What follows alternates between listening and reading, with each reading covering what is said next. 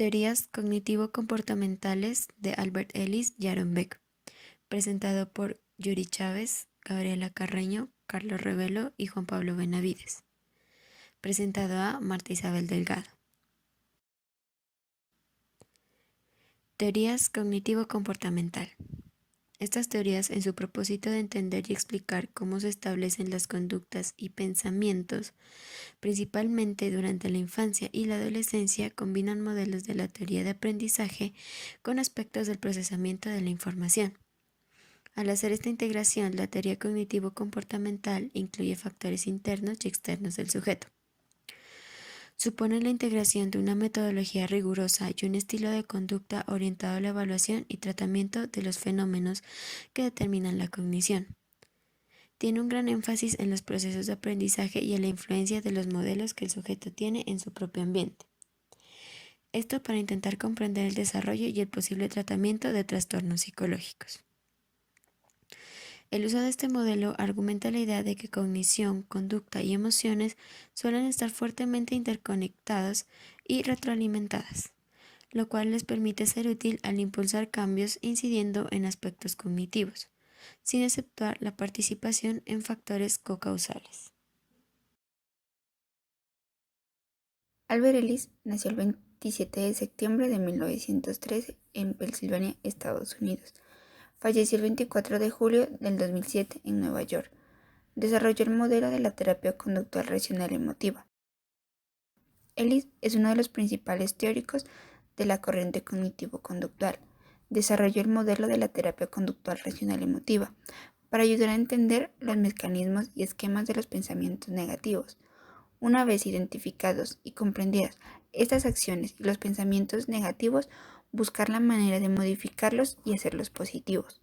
Esta es una de las terapias más relevantes e importantes dentro del campo de la psicoterapia. Se convirtió en una técnica muy popular, una de las más importantes dentro del campo. A pesar del tiempo que ha transcurrido, sigue siendo de mucha importancia para los psicólogos, ya que tiene una orientación cognitivo-conductual. El modelo ABC de Ellis, el cual trata de explicar cómo las personas ante un mismo evento pueden interpretar de forma tan diferente en función de sus propias cogniciones. Con este modelo es posible entender el porqué de una persona se comporta de una manera disfuncional ante un evento, y es así, una vez entendida su forma de pensar, trabajar sobre ella para modificarla, de tal manera que logre conseguir una mejor adaptación.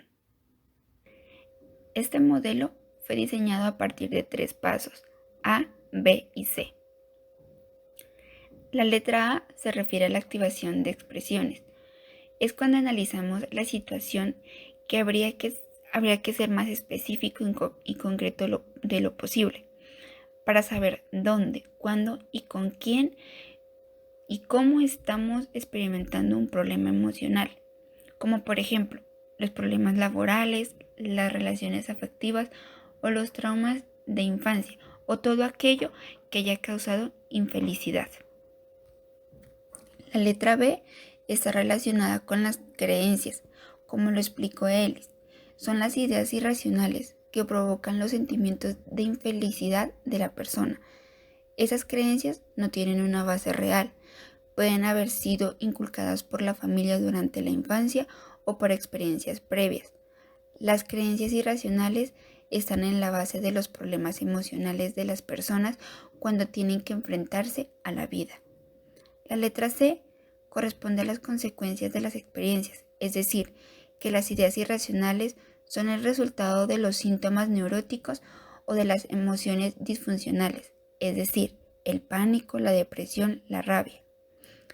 A esta también se la conoce como las consecuencias emocionales de comportamiento y de pensamiento, que resultan de nuestras creencias acerca de la adversidad.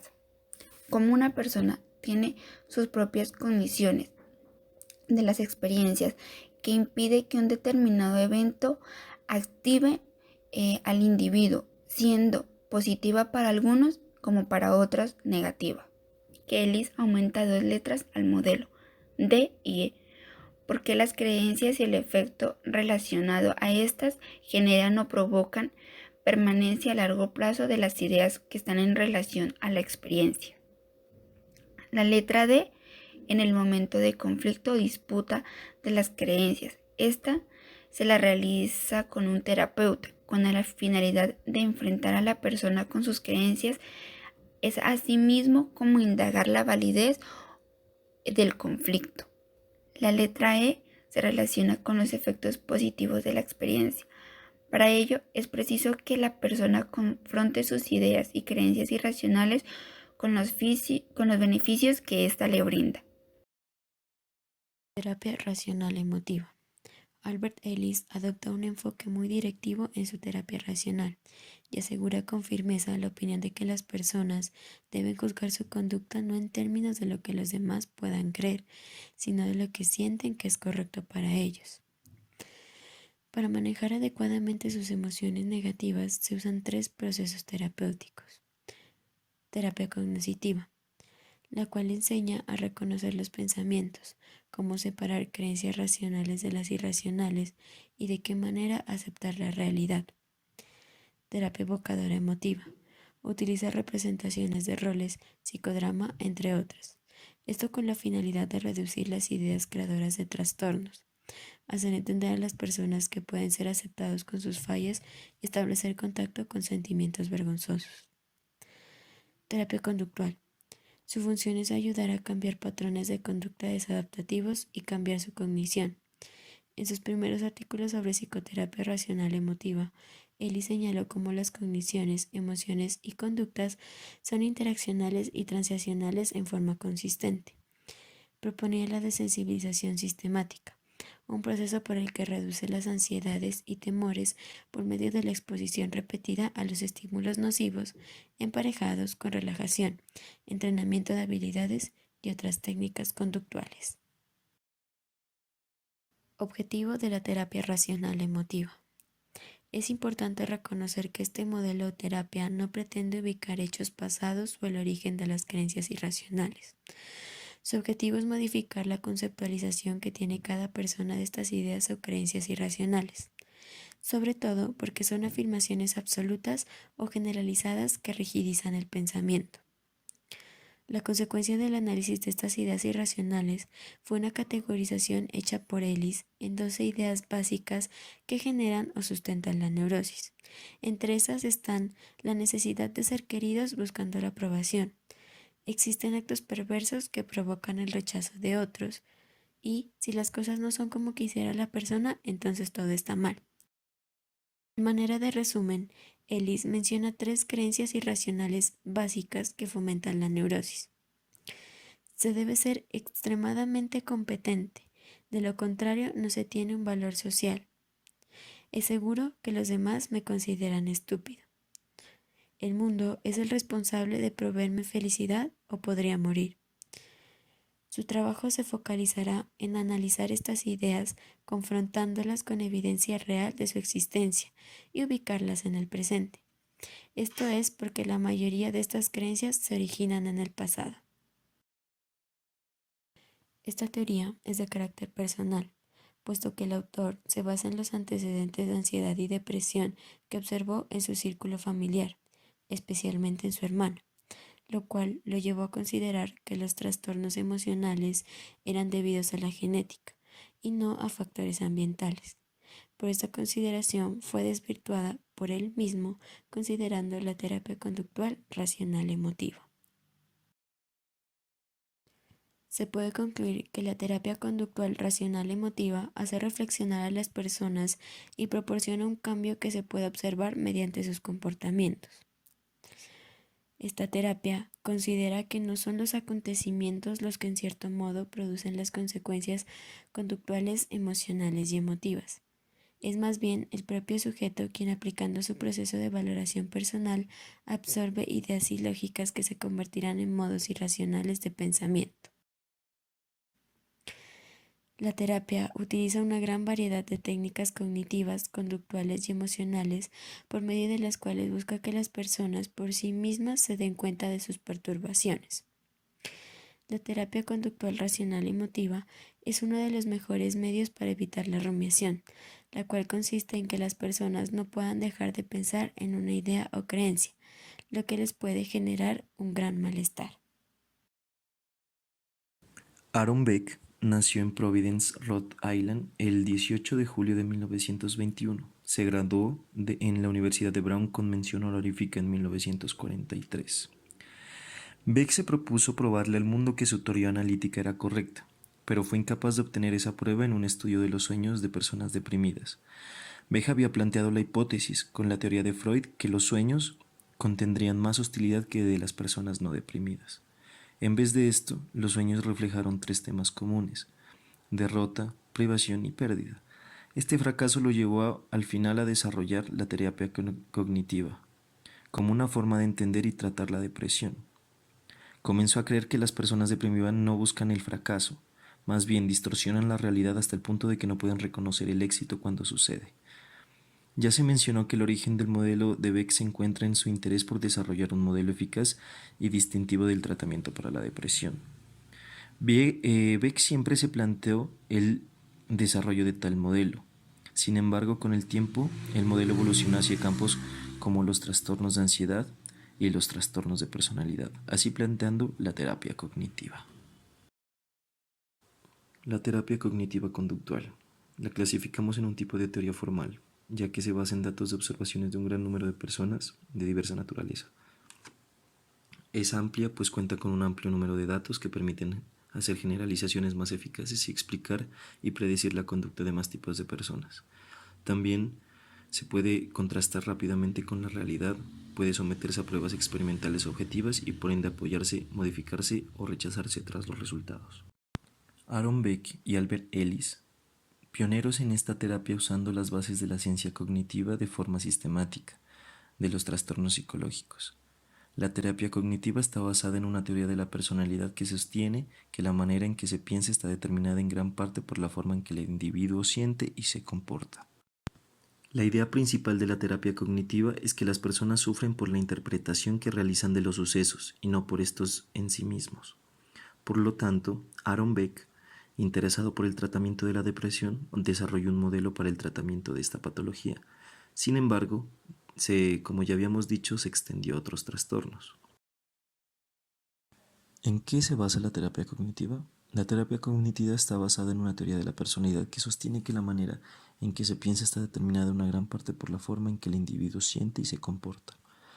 Similar en muchos aspectos a la teoría y terapia racional emotiva de Ellis, las cuales precedieron pero se desarrollaron en forma paralela a la teoría y terapia cognitiva de Beck. El sistema de Beck adquirió un apoyo empírico fuerte por sus fundamentos teóricos. Tanto Ellis como Beck creen que las personas pueden adaptar en forma consciente la razón y ambos perciben a las suposiciones subyacentes del cliente como blancos de la intervención. Ellis desconcertaba y persuadía a los clientes de que su filosofía en la que estaban era irracional. Beck convertía al cliente en un colega en que investigaba la realidad verificable. Es importante destacar que existen diferentes modelos de terapia cognitiva. Este es uno de los más conocidos debido a su gran utilidad práctica. Las terapias cognitivas no son técnicas, sino ciencia aplicada, por lo que suelen constar de un método más o menos definido para lograr unos objetivos según su enfoque teórico de partida. Plan de tratamiento de la terapia cognitiva de Aaron Beck. El objetivo de la terapia cognitiva es que el paciente junto con el terapeuta cree nuevas experiencias que le permitan debilitar aquellas que tiene desde la infancia arraigadas y que son negativas para su manera de sentir y de actuar. Esto quiere decir que el modificar las creencias del paciente no se hacen por medio de un debate, sino que realmente se busca una evidencia objetiva que evalúe sus creencias y a partir de ahí se establezca una realidad más positiva por medio de datos empíricos. Un ejemplo de esto es cuando una persona tiene una creencia errónea y ha desarrollado una fobia a viajar en avión, ya que piensa que si viaja en avión seguro va a estrellarse. Se le puede argumentar y comprobar que el avión es el medio de transporte más seguro. Principios de la terapia cognitiva y la triada cognitiva. Estos son los principios sobre los que se rige esta terapia para tratar la depresión y otros trastornos del estado de ánimo. Primer principio o triada cognitiva de Beck. Se basa principalmente en la formulación dinámica del paciente y los problemas que presenta en términos cognitivos, es decir, se identifican los pensamientos irracionales del paciente que presenta actualmente, así como también aquellas acciones que lleva a cabo y que le generan problemas. También se analizan sus ideas y su sistema de creencias. Todo esto tiene como finalidad que el paciente logre también identificarlos y hacer conciencia de ello para que después los modifique y encuentre nuevas respuestas más positivas y adaptativas. Segundo principio. Este tipo de terapia requiere que se establezca una buena alianza terapéutica entre el cliente y el terapeuta. Tercer principio. Hace énfasis en la participación y colaboración activa. Está comprobado que los pacientes que se muestran más participativos durante el tratamiento tienen un 50% de probabilidades de encontrar la ayuda que necesitan y finalmente resolver sus problemas. Cuarto principio.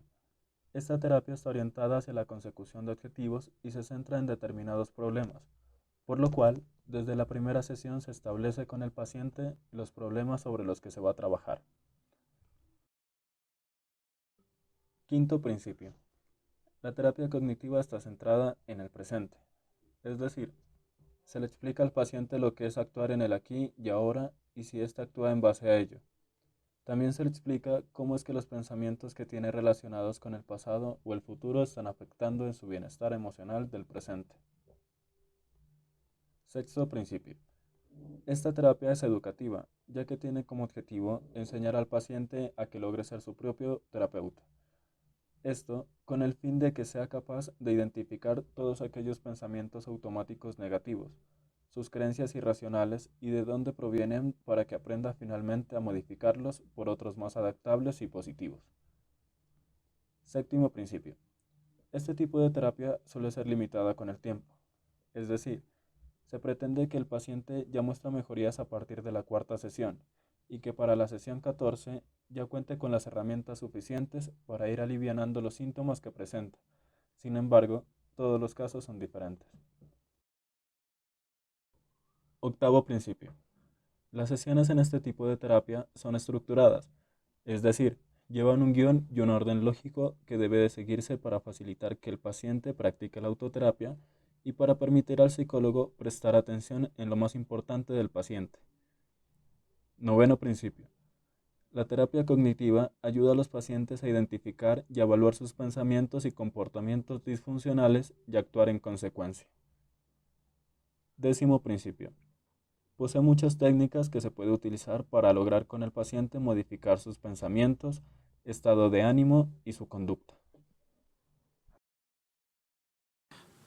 En conclusión, para Beck, los trastornos psicológicos derivan de distorsiones cognitivas, que son maneras equivocadas de pensar que aparecen en forma de pensamientos automáticos ante determinadas situaciones y provocan estados emocionales negativos y conductas inadecuadas.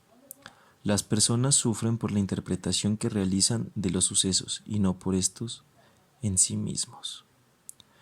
Gracias a Beck y Ellis, los precursores de la terapia cognitivo-conductual, se divulgó el uso de las terapias más eficaces y rápidas. Actualmente, el paciente que busca la ayuda psicológica espera obtener resultados en el menor tiempo posible. Esto se debe, en gran parte, al ritmo de vida que se lleva y a la urgencia con la que los pacientes tienen de mejorar su situación personal.